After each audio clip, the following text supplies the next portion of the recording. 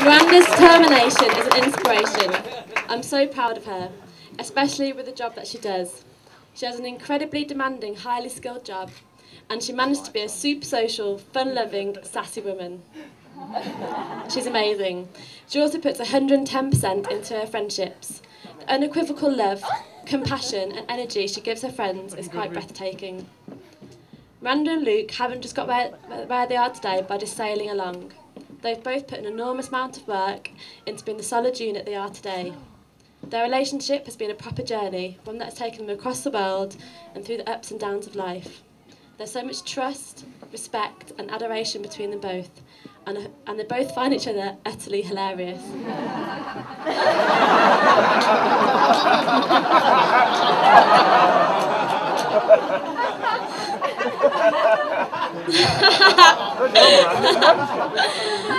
I find them hilarious too.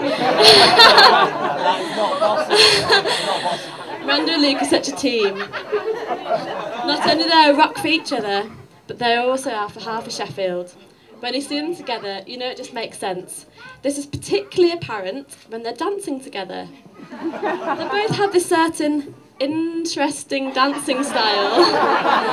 There's nothing quite like it. It's like some primordial ritual of a spasmodic toad courting an epileptic crab.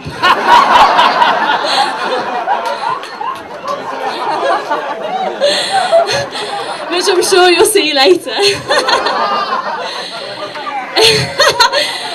Individually, but more importantly as a team, they bring out the fun and lust for life in those around them. They're a true inspiration of how to do a relationship. There's more to come. Loads more. I couldn't agree more with Claire, and I have to say I feel Luke and Miranda are not only a Sheffield institution, but also a magical pair who make a much better whole than their two separate parts. And the moment this began, I was fortunate, or some may say unfortunate enough, to be present. So I shall just take you back. Many moons ago, Luke, Miranda and myself went out for a typical Friday night. Halfway through this evening, it began to occur to me that Luke was attracted to Miranda. This then became glaringly obvious when he began to serenade her with the saxophone in the middle of the street. This would have been the most romantic gesture ever, had it not been interrupted by a man next door who very respectfully emerged and said, "Mate, you're really good, and I do like music, but it's 3 o'clock in the morning."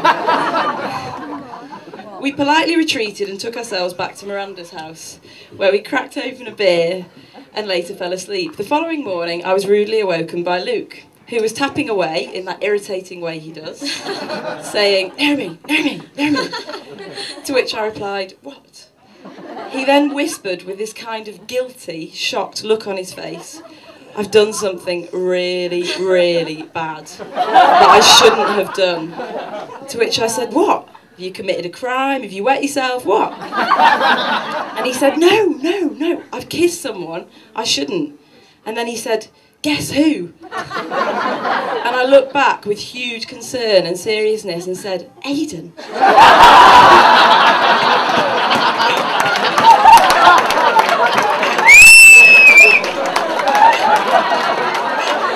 Sorry, Nikki and Mike, it didn't actually happen, don't worry.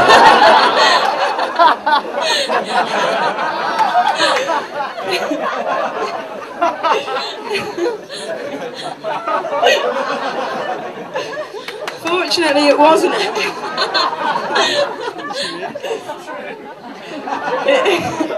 Fortunately, it wasn't Aidan, but in fact his fair bride that sits next to him today, the scrumptious lady who's a pleasure to be around and who, on announcing their engagement by the Red Sea in Egypt, looked up with those huge turquoise eyes and yelped through thrilled tears that Luke had proposed. In this same moment, Luke was more sturdy and certain than I have ever seen him, and he remains that way today.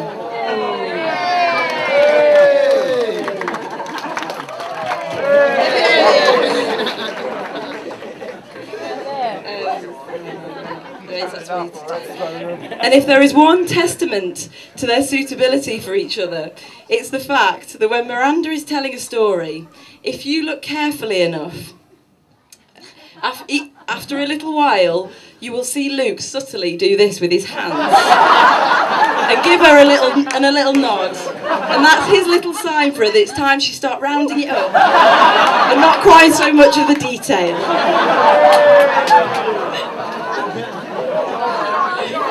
It's so true. Miranda is always up for it in many ways.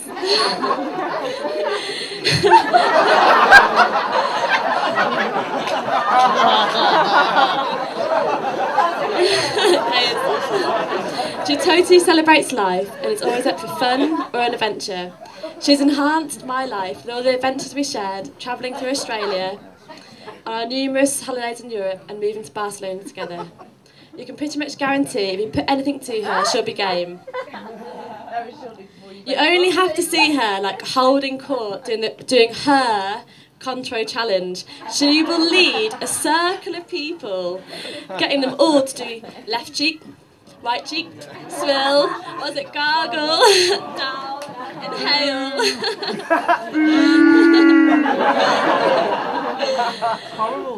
And she will be the first person to tell you to do it again if you get it wrong.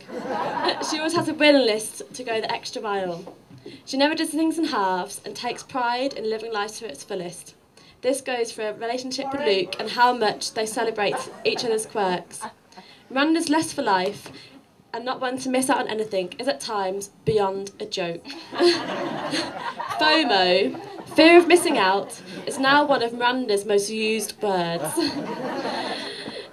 This year she went to Glastonbury. Most of us would come back from such an incredible festival, absolutely buzzing of all the superb music, but not Miranda. She got home, saw the highlights on TV and was genuinely envious of those who got to watch it on TV. Despite being there herself, having the time of her life.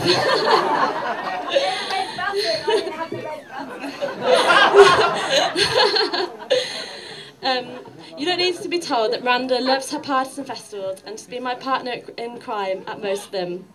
Nothing seems to matter when you're mixing around with her.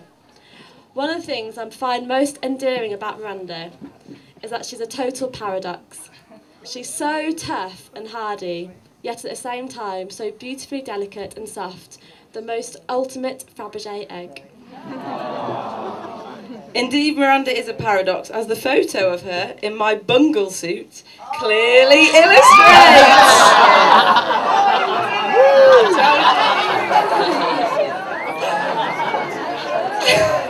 Miranda spent many years claiming she hated this item of clothing. In fact, detested, I think was the word she used. Yet if you take a look, she's not only wearing it, but flaunting herself like some kind of hussy. Anyway, admittedly, it's a deviation from her usual stylishness, where normally she is accessorised so much it would be ridiculous on anyone else, but somehow looks stunning on her. Miranda, as well as being sickeningly pretty, is also filled with the utmost integrity and emotional intelligence that we have all come to cherish and access at various times in our lives. I often say and maintain that Miranda is my moral compass. In fact, she's so balanced that on a number of occasions I've actually begged her to stop being diplomatic and just take my side.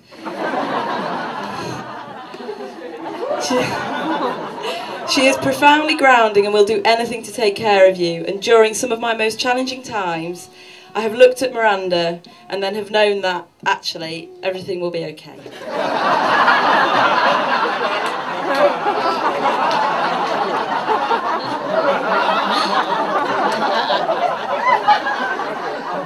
It's true. Miranda is infinitely wise. She really is, and this goes beyond genetics and how to make the best G&T. She never, ever fails to give thought-out, insightful advice that has come from the most pure and caring of places. We've both had hard times and struggled in our lives, and she's been our unwavering rock. I can't begin to tell you how much she's been there for me through some really difficult times. Her compassion and kindness is astounding. She has one of the biggest hearts of anyone I know, and like Naomi said, is unbelievably grounding. Miranda's never let me down and never would. I trust her implicitly. Miranda, I cherish my friendship with you, and I'm one of your ultimate fans. I'm so glad that you two are choosing to spend the rest of your lives together. I really can't think of a better suited couple. They perfectly balance each other out. Luke and Miranda are the foundations for many of us. You're both like family, and I love you.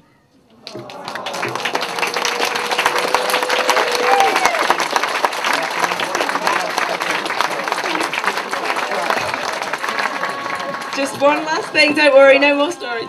But yeah, I don't know if either of us have mentioned that we quite like you, but basically, I think this is one of the best days and one of the best decisions ever. So may you have a wonderful future together. I adore you. To Luke and Miranda!